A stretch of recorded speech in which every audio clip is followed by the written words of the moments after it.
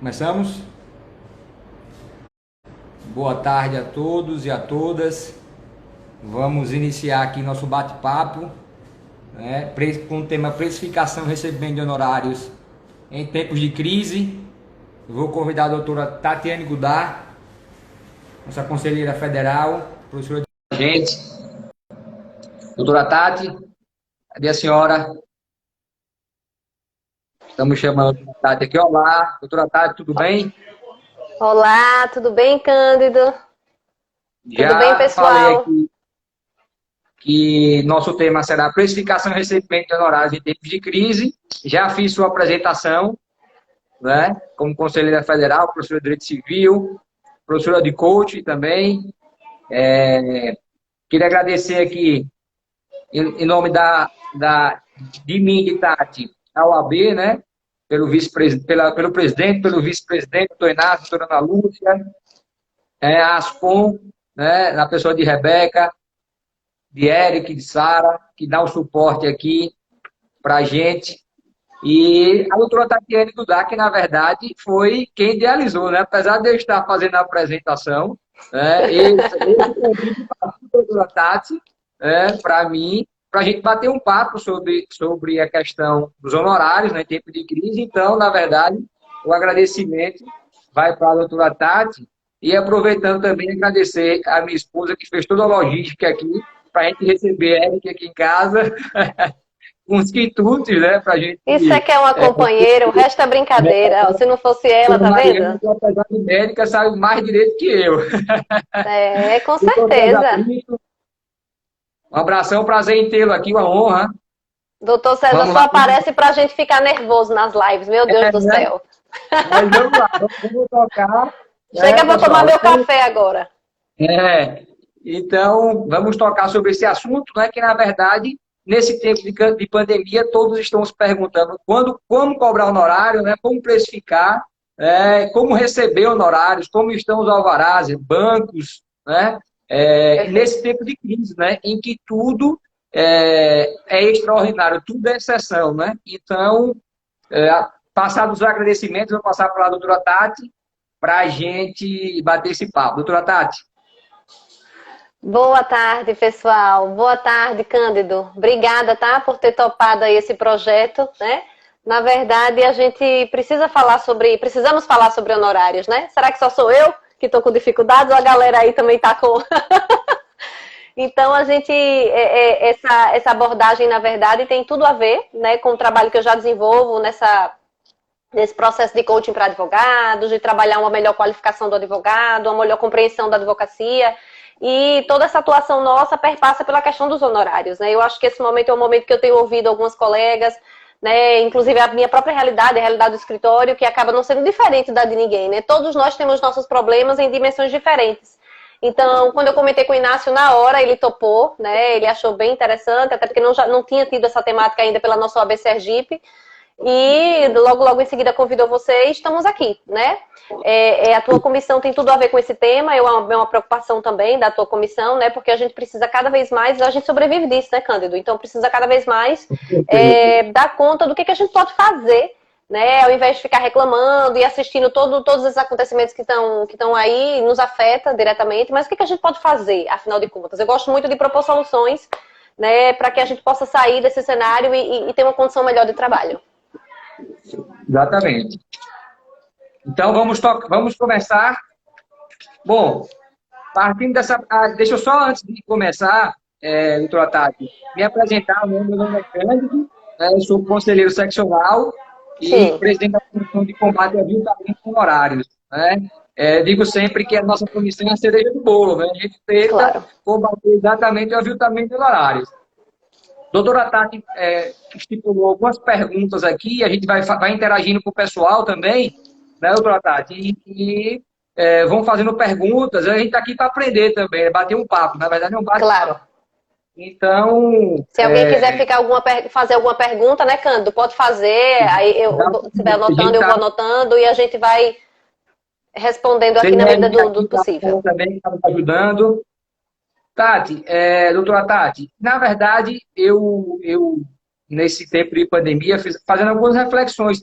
Inicialmente, eu creio que contrato, né, junto ao cliente, é não ter, inicialmente, aquele pânico, nem tampouco achar que tudo está normal. Né? Na medida em que o que você fala para o cliente, hoje, principalmente por telefone ou WhatsApp, você perpassa por toda essa crise e passa para o cliente, na verdade, toda essa questão, né, de estamos em crise, então para-se tudo, ou achar que ninguém está em crise e que está tudo normal, o mundo está vivendo normal, eu não peguei coronavírus, então está tudo certo. Eu creio que Não é assim. é um meio termo. A gente tem que ter o meio termo de informar o cliente, né, que a situação é um tanto quanto diferente, né, uma pandemia, mas que o direito dele vai ser salvaguardado e que os advogados estão efetivamente trabalhando, né, home office, como a gente até fez uma publicação, que foi na OAB,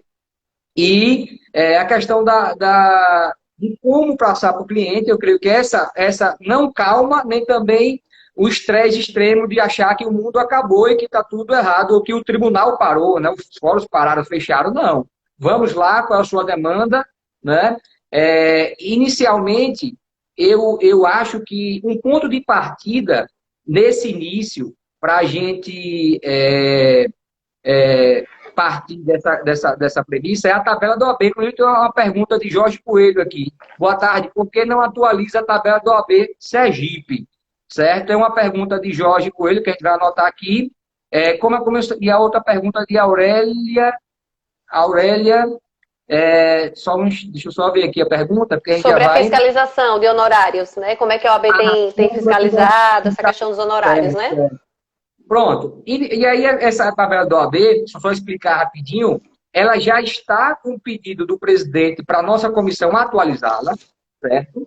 Ela está atualizada até 2015, previdenciário está até 2016, creio eu, certo? Mas, diante dessa pandemia, amanhã, inclusive, vai ter reunião do Colégio de Presidente de Comissões, a gente tem que refletir até que ponto essa tabela precisa ser atualizada ou só ampliada no que diz respeito à questão do preço, né? Porque a tabela do AB, não obstante ter um valor mínimo, né? O valor mínimo que o nosso estatuto diz que a tabela do AB estipula valor mínimo, dependendo da sua realidade, o valor está compatível. E principalmente agora, em época de pandemia, que tudo parou, né? E que todos nós sofremos financeiramente também com ela. Mesmo porque essa pandemia, ela vai do funcionário público ao autônomo, a todas as pessoas, porque, inclusive, o funcionalismo público, ele está à beira de ter o salário, já foram cortados vários benefícios, né? Então, está todo mundo sentindo. Né? E aí a tabela da OAB é um ponto de partida para a gente precificar de uma forma objetiva, né, a nossa atuação. Né? E aí eu parto dessa questão da tabela do AB e faço essa reflexão para a gente trabalhar aqui também, até que ponto há essa necessidade hoje, né? Não em fevereiro. Em fevereiro, tudo bem, estávamos tramitando junto à comissão para atualizar a tabela, né, para 2020 e, a partir daí, a gente atualizar os preços e ampliar. Porque, por exemplo, a tabela do OAB de Sergipe não tem a ação de opção de nacionalidade. Tem que ir na tabela do Rio de Janeiro, de São Paulo. Então, para ampliá-la também. Mas aí fica a reflexão. Até que ponto hoje, nessa pandemia, eu vou levar para o colégio de colégio de presidentes e comissões amanhã, até que ponto essa atualização tem que ser só uma ampliação e não uma atualização. Entendeu? Então, a gente vai tratar disso também. Mas meu ponto de partida é exatamente a tabela da OAB 2015. Inclusive, pessoal, vocês podem mandar um e-mail aí no direct, depois eu pego com o Eric, eu encaminho a tabela da OAB para vocês, se tiver dificuldade de achá-la, entendeu? Para vocês verem que ali tem os valores e que esses valores, na verdade, eles, dependendo da realidade, e principalmente na realidade de hoje, né, eles estão um tanto quanto compatíveis com a nossa situação. Exatamente. Doutora Tati, diz aí, querido. Vamos lá. Então, a partir dessa premissa, né, e depois a gente vai passar para as perguntas. Depois, tem outra pergunta que você botou que eu não vi. a gente está nessa pandemia, então a tabela da OAB como referência. Segundo ponto, pessoal, a gente pode receber por cartão de crédito. Né? Antes não podia, mas hoje a gente pode. A gente tem essa possibilidade. Hoje, tem sistemas até gratuitos que permitem você emitir boletos. Né? E nessa linha, para você receber alvarás, existe a portaria, recomendação da corregedoria, que diz para os juízes priorizarem a expedição de alvarás, né? E aí, para além disso, existe a questão de priorizar os alvarás com crédito em conta. Como funciona? Você pede Dá ao para juiz para facilitar, né? e diz a sua conta e o seu CPF. Quando o alvará é expedido, ele vai cair na sua conta direto. Então, já otimiza essas questões de ir para o banco levantar alvará ou não, para a gente poder... Já facilita. Já facilita. Então, primeiro ponto, tabela do OAB, você pode ter uma referência, o ideal é o seu escritório ter uma tabela própria, contudo, em tempos de pandemia, você pode até argumentar que a tabela do OAB 2015 está desatualizada, né? Segundo ponto, há várias maneiras, né, de efetuar o pagamento, cartão de crédito, boleto, né? E eu creio que eu vejo na advocacia, doutora Tati, que há um receio de falar em dinheiro quando do trato com o cliente. Eu acho que é porque a gente não tem como atividade fim a questão financeira, né? Não é aquela compra e venda, eu te dou o dinheiro, você me dá um objeto, né? É uma prestação de serviço e que a gente trata para as pessoas. E a gente tem outras formas de pagamento também, né? Exatamente. Agora, uma dúvida que a gente vê muito ainda, sabe, Cândido? Quando a gente fala nessa parte de honorários, a pessoa ainda tem muita dúvida nessa parte da hora de definir, né? Ou assim, quais são os critérios. Porque, assim, como todo serviço autônomo, nosso serviço, a gente parece que os nossos valores são subjetivos, que a gente não tem nenhuma fundamentação jurídica, nenhum critério objetivo para dar o valor do preço, né? Eu já vi isso, alguns clientes comentarem quando chega no escritório, você cobra isso, mas outro advogado cobra aquilo. A mesma demanda, o que que diferencia um e outro, né? Então, assim, é muito importante a gente tratar aqui desses critérios, né, para definir o preço dos honorários. Eu sei que aqui a gente tem pessoas como Ana Lúcia, Purinha, pessoas que já têm uma experiência muito grande na advocacia, assim como a gente tem alguns jovens da advocacia, né?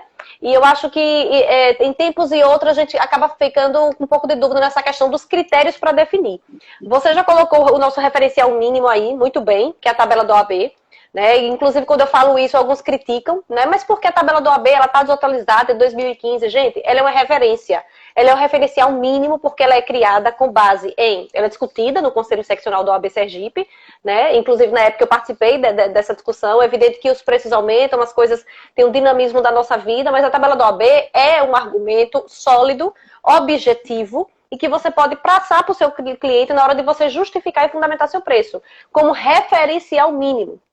Aí alguns colegas até comentam, né, Cândido? Mas se você for cobrar a tabela do OAB, você não recebe seus honorários. Bom, é evidente que a gente tem outros critérios, mas é o que eu digo, o referencial mínimo é a tabela do OAB. E o referencial máximo, né, se é que a gente pode falar, e claro que nesse meio termo aí tem vários elementos que a gente vai colocar aqui, o referencial máximo eu gosto de dizer que é o seguinte, é a sua expertise.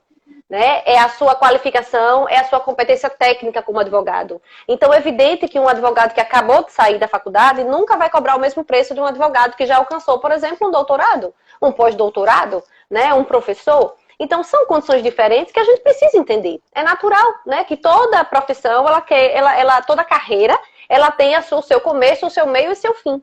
Então, assim, além do referencial mínimo, o referencial máximo, eu acredito que seja a sua competência técnica, a estrutura do seu escritório, o que você oferece para o seu cliente, né? Também em termos de segurança, de qualidade, de presença, de personalização do seu serviço jurídico.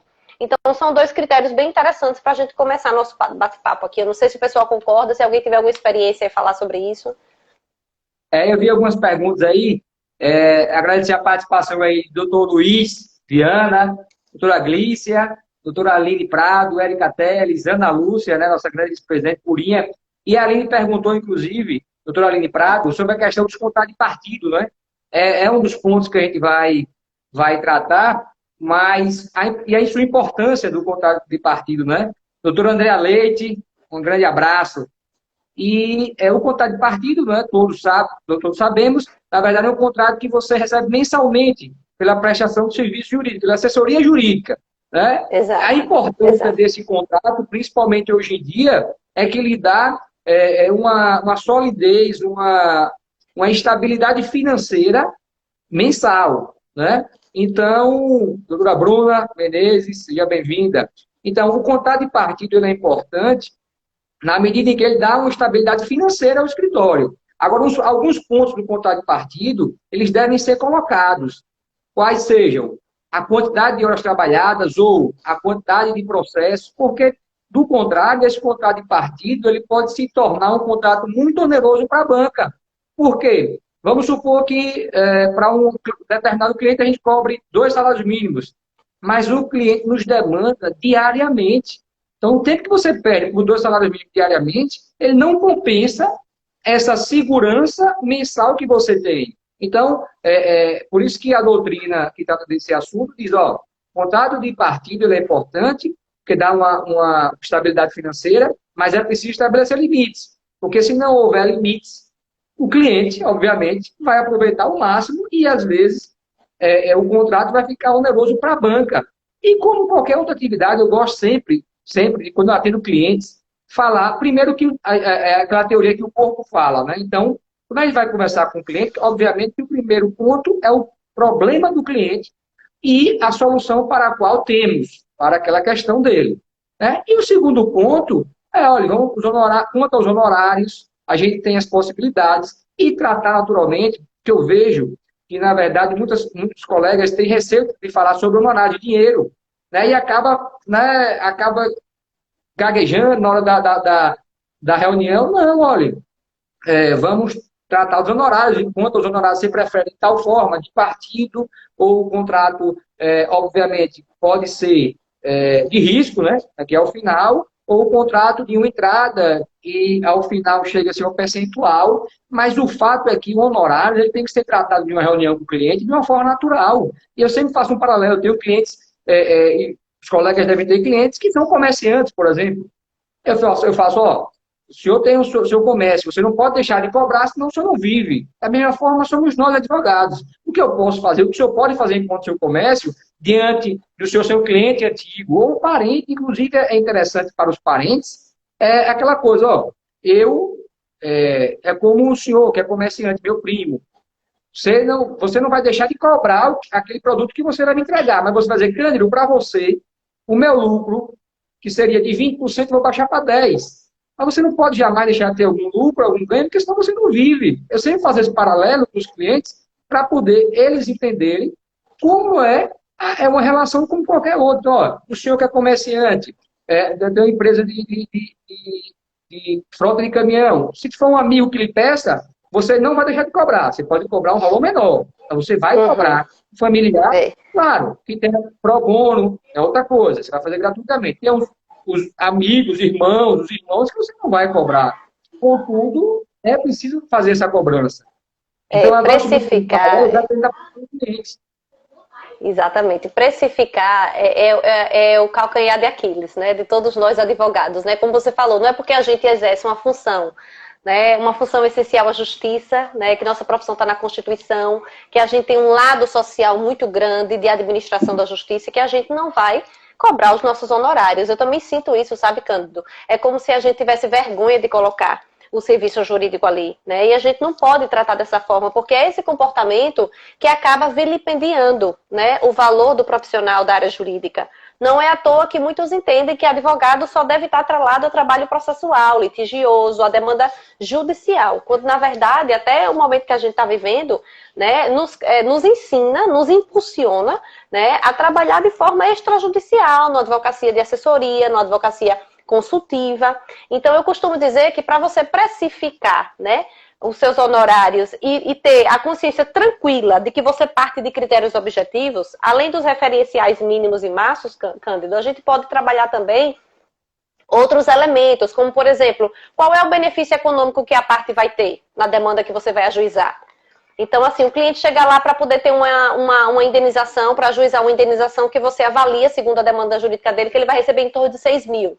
Você jamais pode cobrar uns honorários superiores àquilo dali. Na verdade, constitui até infração ética, né? Artigo 41 do Código de Ética da OAB, que o advogado ele não pode, ele deve evitar, vou até ler aqui para não cometer nenhum erro, ele deve evitar o aviltamento dos honorários, dos serviços profissionais, não fixando de forma irrisória, né? Ou seja, mas também não superando o valor que o cliente virá receber, porque seria uma questão antiética. Então, o advogado não é para ganhar mais do que o cliente, ele tem que ganhar um valor, um percentual, até que seja útil para o cliente. Porque se o cliente faz ali um levantamento do que ele pode vir até na justiça e do valor que você está cobrando dele, ele vai desistir. Né? Então, esse bom senso de entender qual é o benefício econômico que o cliente vai ter é importantíssimo. Além disso, a complexidade da demanda, uma ação indenizatória tem uma complexidade, uma ação tributária, uma ação de família, um divórcio, um inventário tem outra complexidade. É importante você dizer para o cliente, né, Cândido, o tempo que você vai estar disponível, isso aí realmente é difícil. A gente dizer quantas horas, né? Qual é o tempo que a gente vai estar envolvido no processo. Outro critério interessante, se você vai fazer despachos e diligências junto com o juiz, ou então se sua advocacia ela é mais remota, né? Então você não tem tanto deslocamento. Se a demanda vai tramitar na cidade do escritório, se vai tramitar em outra cidade. Então são elementos que você coloca lá na tua justificativa de preço, embora alguém possa até estar se perguntando, mas a gente tem que justificar preço para cliente? Eu acredito que sim. Quanto mais transparente, quanto mais aberto, quanto mais honesto você for na formação do teu preço, melhor. É evidente que você não precisa falar todos os critérios, mas assim, pegar os principais para aquele cliente e dizer, não, por isso, meu preço está fundamentado nisso, sua causa tem essa complexidade, eu vou ter que ter tal deslocamento, eu vou precisar despachar muito com o juiz. Né? Enfim, a situação financeira nesse momento requer um desconto, mas assim, isso está também... Tudo isso é o contexto que forma o preço do nosso serviço. Exatamente. O que você acha? Agradecer aí a Fábio Costa pela participação, Catiane, doutora Glícia também passou por aqui, né? Conselheira Federal, doutora Glícia. Uma pergunta em relação ao tempo da advocacia. O tempo da advocacia também ele é usado como uma forma de precificação, né? Até a lei estadual, né, ele trata pós-graduado ou 3 anos, salvo engano, mestrado ou 5 anos, doutorado ou acima de 8 anos. Então, obviamente que os títulos, né, eles também são parâmetros que ela perguntou nesse sentido, doutora Catiane aí. Obrigado, Catiane, pela participação. E em relação ao tempo de profissão, também, tanto que a nossa lei estadual que trata dos honorários, do piso salarial, ele traz esse paralelo, né? Então, tempo de advocacia, mestrado, tanto tempo de 5 anos, e doutorado de acima de 8. Claro que você pode usar, até porque com o tempo, a advocacia, doutor Inácio, Eliana, obrigado pela participação, com o tempo, você vai adquirir experiência. Existem coisas que só na prática que a gente pode aprender. Tem um ditado que eu gosto de dizer, que a gente só aprende na prática porque é como se você estivesse com fome e só lesse o cardápio. Né? Se você não praticar efetivamente, eu vi em algum lugar, não sei a referência, você querer aprender sem praticar é o mesmo que você está com fome e só dá o cardápio. Não vai surtir o efeito. Existem coisas que só a prática vai trazer. A experiência, a resiliência, né? Então, obviamente que essa questão do tempo você também pode usar, né? Quando vai precificar.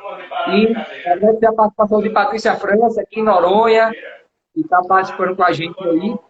E existe um ponto também que eu gosto de destacar, que existem clientes que ele tem um potencial dele, e existem os clientes que têm um potencial para além dele. É dizer, existem determinados clientes que você fideliza esse cliente pela projeção que ele tem na sociedade, inexoravelmente, ele vai trazer mais clientes. Então, nessa medida, é interessante para a banca, inclusive, pensar em cobrar os honorários até menor, porque fideliza aquele cliente e aquele cliente é o cliente árvore, né? Ele vai dar frutos, ele vai trazer muitos outros clientes para a gente poder contratar. Então, eu creio que essa questão de você saber quem é o cliente também, ela vem muito à tona para você não dispensar um cliente, né? E aquele cliente com um valor mínimo, você deixar, né, de ter um cliente que traga É o cliente estratégico, né? Como a gente fala, né? É aquele cliente estratégico que pode trazer futuras ações, outros clientes, né? Evidente, né? E o advogado, ele tem essa margem de atuação. Ele pode chegar ali e cobrar um valor simbólico, né? E ao mesmo tempo já fazer uma prospecção, né? De médio prazo, de longo prazo, do que pode vir através de um bom trabalho também, né? Lembrando sempre que hoje a gente sabe que os clientes, eles são exigentes, né, Cândido? Então, eu costumo dizer, né, os clientes, eles são exigentes, eles buscam no Google as informações, a gente tem que partir desse pressuposto, né, que a gente tem que ser bastante claro, bastante ético, bastante honesto, transparente, né? E aí eu já dou até uma dica, sabe, pessoal? Qual é o primeiro passo, assim, né, de uma contratação? O que eu gosto de fazer, sabe, Canto? E eu oriento aos clientes que façam. Por quê? Porque eu acredito o seguinte, colega, se a gente conseguir uniformizar a nossa prática, né? Dificilmente um cliente sai do teu escritório, vem para o meu ou vice-versa e vai dizer, ah, mas fulano de tal age daquela forma. Então eu acredito que o profissional, para ele ganhar qualidade também, reputação, hoje a gente sabe que a nossa classe está com a reputação baixa em virtude do número de advogados atuando, muitos deles desonestos, sem qualidade, sem capacitação, né? Que mal português consegue. Então, assim, realmente é difícil e isso acaba contaminando todos nós. Então, o que eu costumo dizer, quando você for apresentar o preço, né, Canto, para o seu cliente, faça uma proposta de trabalho. Né? Apresente seu escritório, apresente a tua equipe jurídica, fale da qualificação que ela tem. Por quê? Porque conhecimento é valor. Né? A qualidade, a capacitação técnica de cada um é valor. Então você faz uma proposta, e aí justamente nessa proposta é o que eu digo, de você delinear bem o seu serviço jurídico, o que é que você vai fazer extrajudicialmente, o que é que você vai fazer judicialmente, quanto tempo em média deve durar essa ação, os despachos se você vai fazer ou não de forma pessoal, audiências. Então você colocar isso no serviço jurídico, porque quando o cliente olhar para a parte do preço, né? Ele vai dizer, opa, esse preço aqui está com base nesse serviço que a doutora ou o doutor apresentou. Né? E aí, quando chegar no preço, como você falou, dá uma possibilidade de pagamento imediato, dá uma possibilidade de pagamento imediato, de um pagamento parcelado. Né? Hoje, cada vez mais, a gente tem que parcelar o valor dos honorários. Na verdade, não é interessante, eu acredito que para o advogado, não sei se é porque a minha realidade de advocacia, né, é mais interessante você receber enquanto o processo dura. Agora, sabe uma coisa que eu tenho feito, que eu acredito que funciona pra gente, Cândido? E aí eu digo assim para jovem, advogado, em qualquer tempo de advocacia, é cobrar por fase processual, tá? Isso tem dado super certo, respeita o timing das coisas, né? Então você cobra um valor até a sentença, você cobra um valor para atuar em segunda instância, você cobra um valor depois da sentença e até no cumprimento de sentença.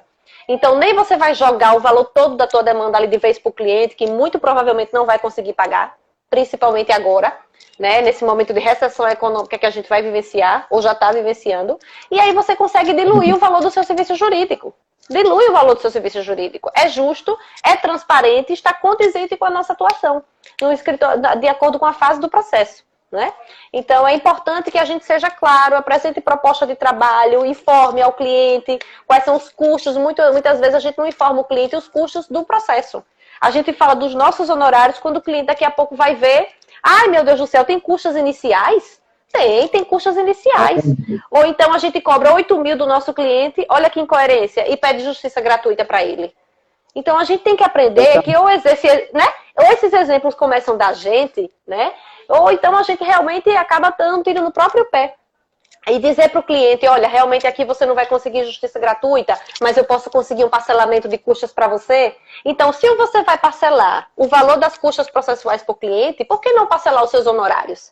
Parcela em boleto, parcela em cartão de crédito, transferência bancária e emite nota fiscal. Gente, regulariza seu escritório de advocacia, se insere aí no Simples Nacional, para a grande maioria dos escritórios, né? Emite nota fiscal, é só 4% de imposto que você paga e você está regular com seus honorários, o seu cliente tem que pedir recibo, tem que pedir nota, você tem que dar, é a nossa obrigação enquanto PJ, e fica tudo tranquilo. Então, tudo isso vai criando a reputação. O cliente tem segurança de trabalhar com o teu escritório, sabe que você é um advogado sério e que você está fazendo tudo de acordo com a lei. Com certeza. Não é verdade? Vou dar um abraço para a Ju Blinock aí, doutora Ju. Como vai? Laís do Amor, Dona Beca, Luiz Felipe Leal, Fábio Costa, grande Joab aí, nosso conselheiro, doutora Virna, doutora Adriana Libório, todo mundo acompanhando aí. Então, doutora Tati, é isso. E nesse ponto do tema, efetivamente, eu creio que hoje uma estratégia muito bacana para se utilizar com qualquer cliente nesse momento de pandemia olha, meu cliente, vamos tratar das questões, naturalmente, né, do direito, do que venha a ser a pretensão, ou algum consultivo, ou né, contencioso, e quanto aos honorários, considerando esse momento de pandemia, eu vou utilizar o que diz a tabela do OAB, que a tabela do OAB traz valor mínimo, e ela desatualizada, 2015. Ou seja, o cliente ele vai entender da seguinte forma. Veja, o advogado está me cobrando valor mínimo que foi estipulado em 2015 pela tabela da OAB. Ou seja, já é um argumento a favor dele. Então, olha, em razão do momento de pandemia, a gente tem a tabela própria do escritório, que eu creio que cada escritório tem que ter sua tabela própria da OAB, nem que pegue a tabela da OAB, nem que pegue a tabela da OAB e acrescente 30%, 20%, mas tem que ter a sua tabela, mas você diz, ó, cliente, eu, em razão da pandemia, vou cobrar o valor mínimo de 2015. Ou seja, o cliente vai se sentir privilegiado e vai entender que esses honorários é de acordo com a situação em que estamos de pandemia.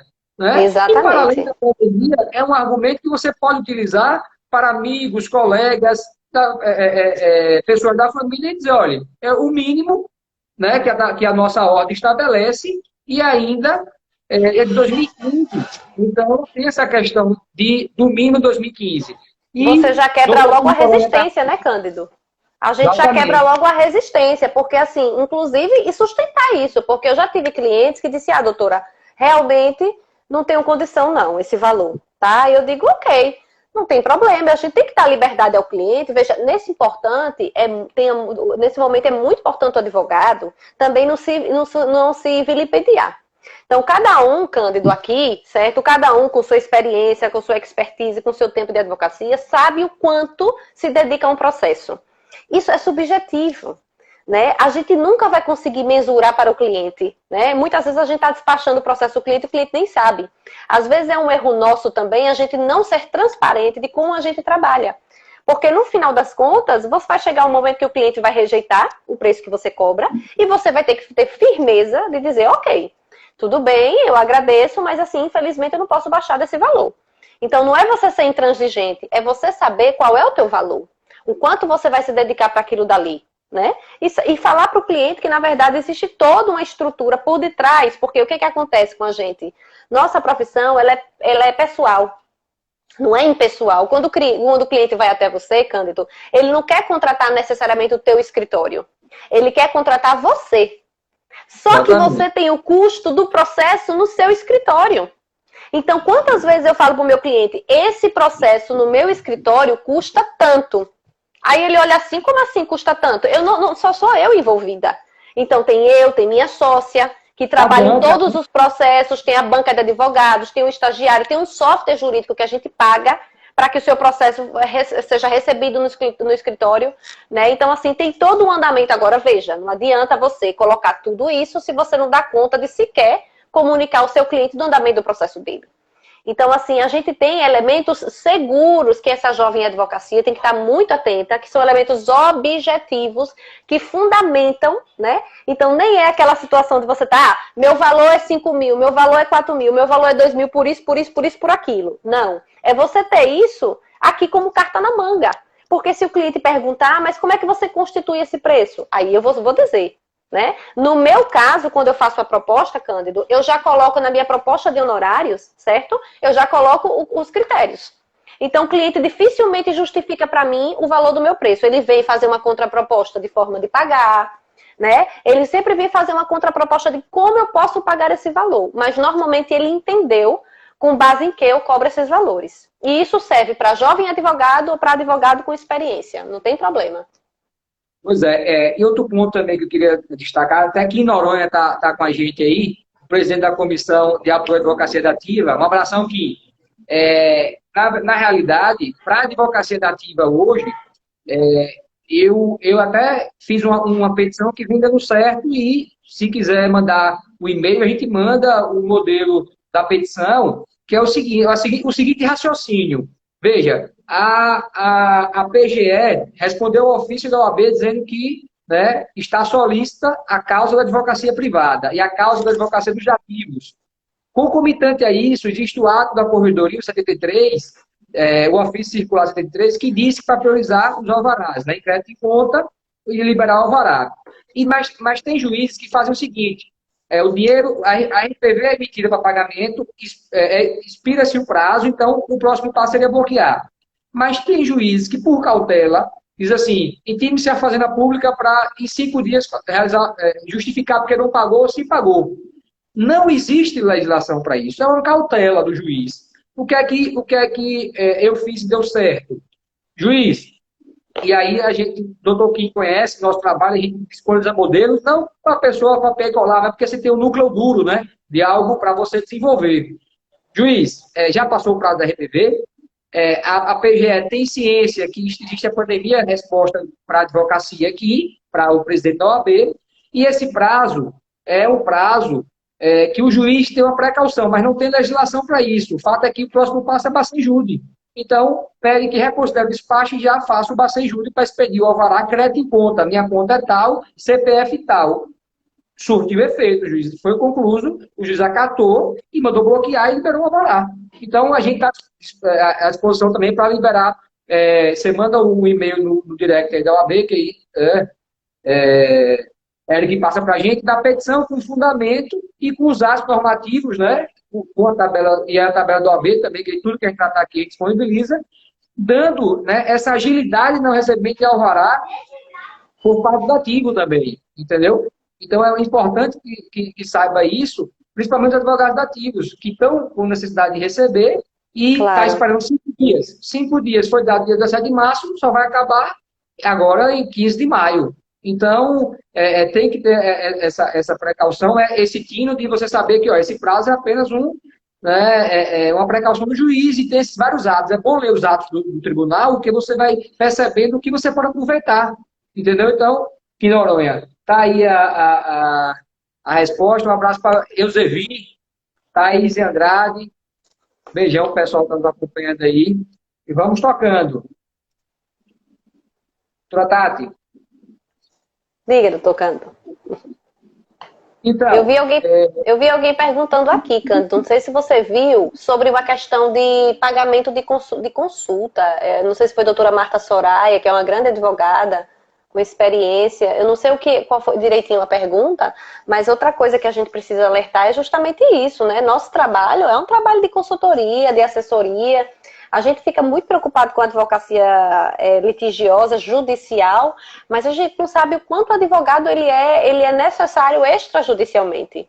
Eu vejo aí, eu antevejo, Cândido, um cenário caótico a nível de processo judicial dos próximos meses, se a gente não aprender, certo, a lidar com composição de conflitos, a utilizar os sistemas de mediação, os sistemas de arbitragem, né, que é para empresas, se a gente não se capacitar para ser gestores de conflitos extrajudiciais e resolver tudo isso que está acontecendo agora e que vai acontecer, a gente vai superlotar os tribunais, né, de justiça aí no país. E veja, a gente não precisa ganhar dinheiro só com isso. Mais do que nunca, o advogado desse momento, ele precisa colocar para fora todo o talento dele e capacidade de negociação, de gerir conflitos e cobrar por isso. Não vejo nenhum problema, colega advogado, de você definir o seu preço de hora. Essa é a forma que muitos advogados já trabalham nos grandes centros, né? E definir preço de hora. Então, eu vou lá negociar uma determinada demanda para o meu cliente, eu vou passar 3 horas. Quanto é o valor dos seus honorários por isso? Por que não? Por que a gente tem que arrastar esse processo para o judiciário? Um judiciário cada vez mais inseguro, um judiciário cada vez mais imprevisível, um judiciário que impede com que o advogado, né, cobre por êxito, que é até outra pergunta aqui, né? A gente pode viver de êxito? Não dá mais para viver de êxito. A não ser em demandas tributárias, em demandas criminais, mas na advocacia comum, civil, a gente não pode mais viver de êxito. Infelizmente, qual é a garantia que você vai dar para o seu cliente, Cândido, hoje? Eu não consigo prever para o meu cliente o direito mais óbvio do ponto de vista da lei. né? Porque a jurisprudência muda a todo momento. Eu já tive um cenário, até na Justiça Trabalhista, eu advogo um pouco lá, em que a gente conseguiu uma liminar com 3 meses depois, o mesmo juiz deu uma liminar diferente do que tinha dado. Então, como viver de êxito nessa situação? Então, a gente tem que aprender que êxito é o seguinte: se o meu cliente ganhar, eu ganho. Mas eu não posso garantir para ele isso. Nossa obrigação é uma obrigação de meio, não de resultado. Então, eu acredito que a gente precisa aproveitar esse momento que a gente está vivendo de crise e gerar oportunidades de trabalho extrajudicial. Não sei se você pensa assim, se você vê esse mercado, Cândido. Claro, que tem a demanda consultiva e teve um ponto que me veio à memória agora, que você tocou, que tem muitos clientes que não aceitam os honorários. Mas veja, a gente tem que ter maturidade, obviamente, para entender que somos advogados particulares, certo? Infelizmente, Exato. vão ter pessoas que não vão ter condições de pagar. E aí, você tem que encaminhar ou para a Defensoria Pública ou você faz pro bono. Porque também você não pode fazer pro bono em todos, senão você não vive. É aquela coisa, a gente só pode fazer uma caridade na medida do possível. Né? Doutora Aline Prado está trazendo informação aqui que o decreto liberou o escritório de advocacia a funcionarem. Que bom, agora tem que ter um cuidado maior, né? Mas então, voltando ao ponto, a gente tem que ter maturidade para entender que os nossos honorários, se a gente desvaloriza, quem vai perder somos nós mesmos. Por quê? Porque vai vir a reboque toda uma precificação lá embaixo. E, além disso, tem que ter maturidade para dizer, ó, eu posso pegar para o senhor, para a senhora, pro bono. Ou então, olha, não tenho condições de atuar, a gente está à disposição, mas tem a Defensoria Pública da União, com questão federal, a Defensoria Pública do Estado, Defensoria Ativo em fora. A gente tem que ter essa maturidade, entendeu? Quando maturidade nos ambientes é essencial, porque, infelizmente, não tem como se abarcar todo mundo e nem todo mundo tem como ser seu cliente. Né? Tem essa questão... E normalmente, esse cliente que vai mais questionar, não sei se você já teve essa experiência, mas o cliente que mais questiona o seu preço é aquele que menos lhe dá valor. Não sei se você já passou por isso, mas os clientes, né, que às vezes eu olhei assim, poxa, será que eu errei quando eu arbitrei esse preço? Quem nunca teve essa dúvida, né? Então o cliente chegou lá, você estava em algum momento um pouco mais agoniado, enfim, atarefado, aí jogou o preço da ação, né? Aí de repente o cliente vai lá e paga. E faz questão de pagar. Enquanto outros que têm um poder aquisitivo muito superior não dá valor ao seu trabalho. Então, gente, quem tem que definir o preço não é a cara do seu cliente. Como o Cândido falou agora, se você realmente não tiver condição de fazer pro bono, não faça, porque o seu cartão de crédito vai bater no dia da fatura com suas contas e você tem que pagar. Então, a gente não tem que ter culpa por isso, entende? Quem tem que definir o teu valor é você, com base no que você sabe que pode fazer pelo seu cliente. Isso é verdadeiro com isso, porque também tem causas, sabe, Cândido? Que a gente aceita, só que a gente simplesmente não avalia para o cliente que o direito é ruim. Então, assim, quantas vezes eu já cheguei e já disse, olha, eu estou alertando o senhor que a gente vai fazer esse recurso. Doutora, mas recorra, pelo amor de Deus. Eu digo, ok, mas não vai ter resultado como forma esperado. Então, a gente também tem que alertar isso. Você perde cliente, às vezes, com isso, Cândido? Pode perder. Porque se o cliente pode dizer, oxente, que advogada é essa? Que advogada é essa que não quer fazer o que eu acho que tem que ser feito? Mas quem sabe é você, não é o cliente? Quem sabe é você. Tem que ter essa maturidade de entender que você não vai abarcar todos os clientes e que vão ter clientes que vão entrar no seu escritório, vão sair e não vão lhe contratar. Simples. Exato. Né? Alguém vai para o dentista. Eu costumo dizer, alguém vai para o dentista sem pagar o preço? A gente vai no médico e depois que vai no médico a gente diz, eu não posso pagar essa consulta. Gente, vamos nos valorizar. Quem se valoriza é valorizado. Então eu acredito muito nisso, Cândido, e gostaria de dar uma palavrinha aqui num tema que eu acho extremamente relevante para nós advogados, que é a questão de você. Repare bem, não sei se você já se deparou com essa situação, mas em alguns contratos que eu já fiz com o cliente, eu coloquei a possibilidade dele ter o valor, porque o cliente sempre pergunta o quê? Pelo menos a mim já foi perguntado. Eu tenho esse valor que eu te pago de volta na justiça? E a gente sabe que a lei civil, né, os artigos 389, 395, 404 do Código Civil dizem o quê? Que todo prejuízo decorrente de uma reparação civil, né, deve estar incluso aí os honorários do advogado. E aí tem toda uma celeuma no STJ sobre isso.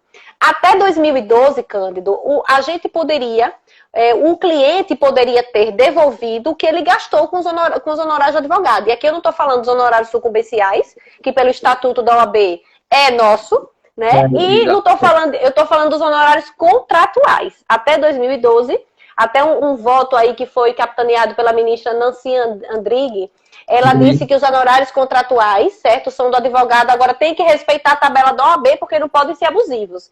Só que depois disso, de 2013 para cá, nós perdemos, é algo que a OAB precisa estar atenta. Eu vou falar bem a verdade para você, em muitos dos meus processos, colegas, eu já coloquei na minha inicial, assim, uma ação de reparação civil que o cliente tem que me contratar para demandar para receber a sua indenização, eu já coloquei os honorários que ele me pagou. Coloco lá nos recibos, no processo honorário que ele me pagou. Já ganhei em primeira instância, mas quando chega no Tribunal de Justiça do Estado de Sergipe, aí eles vêm com a jurisprudência atual do STJ e derruba. Advogados, nós temos que estar atentos a isso. Se você cobra o preço justo e o preço certo, coerente com a tabela do OAB, coloque isso para o seu cliente receber de volta. Porque isso é uma estratégia interessante na hora de você negociar com o cliente, porque se você vai receber de volta, se o cliente vai receber de volta, ele vai lhe pagar o valor. Se você mostra um serviço adequado, entendeu? Dificilmente ele vai negar. Essa pergunta tem sido feita com frequência lá no escritório, e eu fico assim, às vezes, poxa, vou falar a verdade mesmo para o cliente. Eu posso até cobrar, mas veja, a possibilidade de você ganhar aqui é baixa. Só que já tem magistrados aqui no Sergipe que eles dão procedência nesse pedido, mas infelizmente o tribunal invoca, né, e acaba fundamentando essa pretensão, essa improcedência nessa posição do STJ. Só que é aquela questão, né? Água mole e pedra dura, tanto bate até que fura.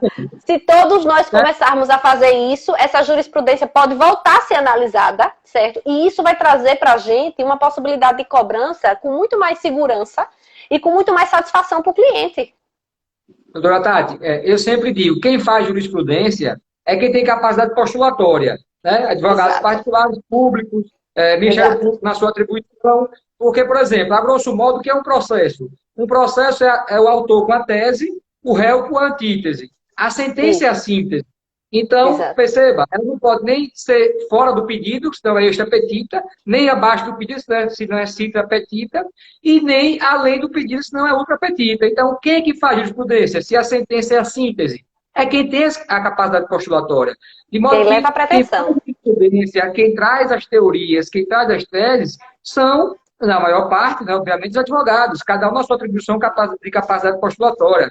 Mandar um abraço para o doutor Matias Filho, acabou de chegar aí, chegou atrasado, doutor Matias, mas a gente vai para a reta final aqui, faz um apanhado geral, não se preocupe não, e vai estar disponível no YouTube depois, né? Então, é isso também. A Maria de Socorro.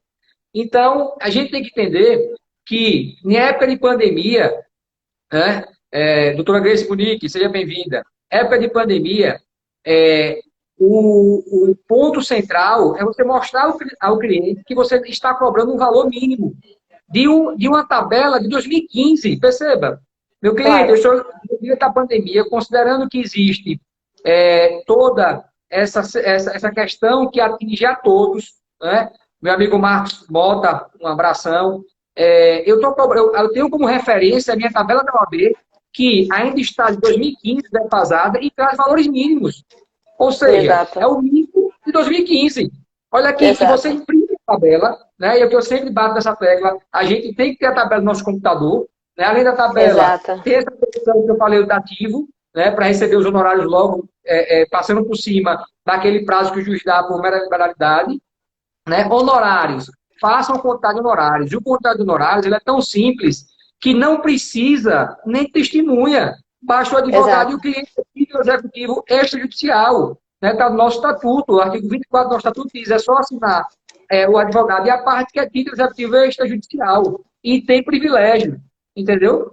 Então, a gente tem que ter em mente isso. Honorários em tempo de pandemia, tabela da OAB como referencial, que é valor mínimo e de 2015. Doutora Fernanda, um abraço. Doutor Eduardo Habib. Então, assim, nosso tempo está acabando, nós só temos 10 minutinhos, mas para a gente focar no tema, Eu creio, particularmente, eu trouxe para o debate, a gente tem que ter isso em mente, que o tempo é curto, já está faltando 10 minutos. Eu vou só fazer as considerações finais e passo a palavra para você, doutora Tati. Eu tenho em referência que se você mostrar ao cliente que existe uma tabela do OAB 2015 e tem valores mínimos, e que o serviço está ali, e se não tiver, você pode pegar, por analogia, é rito ordinário, rito sumário, você consegue fechar isso, certo? Para quem é dativo, tem o ofício circular 73, faz uma petição pedindo para expedir o alvará com crédito em conta. Então, e quando for conversar com o seu cliente, eu creio que a voz fala, o tom de voz, ele diz muito, né? O tom de voz, o corpo fala, né? Melhor dizendo. Então, você tem que passar, não a calma de achar que está tudo bem, é pandemia, e nem tampouco passar algo que você jogue para o cliente algo nervosismo, algo extremo. Diz, olha, realmente estamos no momento de pandemia, então o tempo é diferente do normal. Então, diante disso, vamos fazer as nossas considerações. Né? O tribunal está funcionando, os escritórios vão voltar a funcionar, né? A partir de agora, o decreto liberou, né? A doutora Aline Prado trouxe para a gente. Os tribunais, apesar de até dia 4 o prazo estar suspenso, eles estavam com publicações, né, encaminhando liminares sendo apreciadas. De modo que eu creio que parcimônia, resiliência e proatividade nesse instante é crucial. E você entender que a advocacia ela demanda tempo, demanda estudo e demanda você ter consciência de que você não vai agradar todo mundo e nem todo mundo vai ser seu cliente. Né? A doutora Rayana Novaes, muito obrigado pela participação. A grosso modo, né, seria isso, né, e agradeço a todo mundo que participou. Um beijão, vou passar para a doutora Tati, que a gente só tem agora 5 minutinhos para encerrar. Doutora Tati, obrigado pelo convite ao AB mais uma vez, a Ascom, né, Eric, Rebeca, Sara, Inácio Krau, Dona Lúcia, todos, né, que dão apoio aí. A gente está aqui, né, se disponibilizando para bater um papo, para, nesse tempo de pandemia, realmente interagir, né? E um forte abraço. Doutora Tati, está com a palavra. Obrigada, Cândido. É isso, gente. O tema de hoje foi precificação e recebimento de honorários. A gente precisa lembrar que todos nós estamos no mesmo contexto, como o doutor Cândido falou. Então, é importantíssimo nesse momento a gente atuar com boa fé, com clareza, com transparência. Quanto mais a gente tiver o referencial seguro da nossa tabela do OAB, mesmo com preço defasado, é interessante para a gente nesse momento. Por quê? Porque você explica para o teu cliente que você não pode cobrar preço inferior à tabela do OAB, sob pena de você estar aviltando o valor jurídico da tua profissão, inclusive vai de contra o estatuto. Então, se você tem isso na ponta da língua, fala com educação, fala com clareza, você consegue sustentar o teu preço. E ainda que você diga, poxa, Tatiana, mas ainda assim o valor da tabela do OAB é baixo em algumas situações. Aí você coloca a sua expertise, a sua segurança e os seus elementos pessoais que você já conquistou e que justificam você cobrar o preço que você cobra. Agora, não esqueça, né? Cobre por fases, cobre de forma parcelada, né? Cobre por ato processual, cobre de uma forma que o seu cliente possa pagar. Na verdade, o que a gente não pode ficar nesse momento é sem remuneração. E para a gente não ficar sem remuneração, a gente tem que olhar também o cenário do nosso cliente. E muitas vezes você pode amarrar tudo isso no teu contrato, de honorários, né? Clausular tudo direitinho, né? Colocar as fases do processo. Se tiver um êxito, você cobra no êxito também. Mas lembrar que a nossa atividade não é atividade essencialmente de caridade. Nós vivemos disso, precisamos nos valorizar e precisamos estar uniformes nessa atuação. Porque se a gente destoar muito, isso traz um prejuízo para o mercado jurídico e para a reputação do advogado de um modo geral. Eu acho que é isso que eu poderia falar em alguns minutinhos. Foi muito bom. Obrigada a todos que estiveram aqui. Alguns a gente não conseguiu citar. Foi muito boa essa iniciativa da OAB de disponibilizar esse assunto tão importante, né, Cândido? Através da OAB Sergipe, eu fico muito feliz. É isso. Um abração, Luciano, doutor Luciano, nosso colega conselheiro, doutora Marta Prado, Tiago Cabral, todos. Exato. Doutor Marcos Bispo. Obrigadão. É isso. Marcos Mota, esteve aqui também, Marcos Mota. O Ramon Rocha está aqui também. Então, é isso. A gente faz live para bater um papo, para tentar né, Para interagir. desabafar, né? Doutor Ramon também, Ramon Rocha, para desabafar, né, Cândido? A gente está aqui desabafando também. Exatamente. Exatamente. Estamos aqui, doutora Catiane Mota, minha eterna estagiária aí, um beijão. Mas é isso, estamos aqui para interagir, né? Querendo fazer o bem, né? Espero que tenha ajudado em alguma coisa, doutora Karine. É isso, vamos juntos. E um beijão, viu? Até logo, pessoal. Fique com Tchau, Deus. gente. Uma boa Saúde. semana para Tchau, vocês. tchau. Tchau. Tchau, tchau.